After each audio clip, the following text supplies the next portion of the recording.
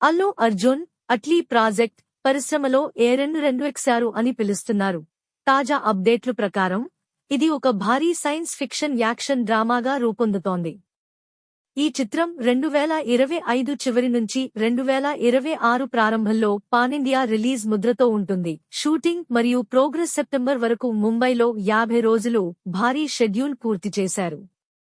ఇప్పుడు రెండో షెడ్యూల్ అక్టోబర్లో అబుదాబిలో జరుగుతోంది. అబుదాబిలోని లివా ఓయేసిస్లో గ్రాండ్ యాక్షన్ సన్నివేశాలు షూట్ చేస్తున్నారు. దీపికా పదుకొనే ఇతర ప్రధాన కథానాయికలతో ఇందులో చేరనున్నారు.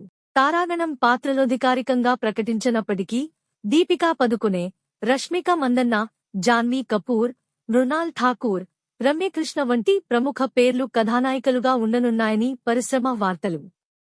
మొత్తం 6 కథానాయికలు ఇందులో కీ రోల్స్లో ఉంటారని చెబుతున్నారు. అల్లు అర్జున్ 4 డిఫరెంట్ పాత్రలు రూపాల్లో కనిపిస్తారు. ఇదంతా ఒకే ఫ్యామిలీ లినియేజ్లో ఈ పాత్రలు ఉంటాయంటున్నారు.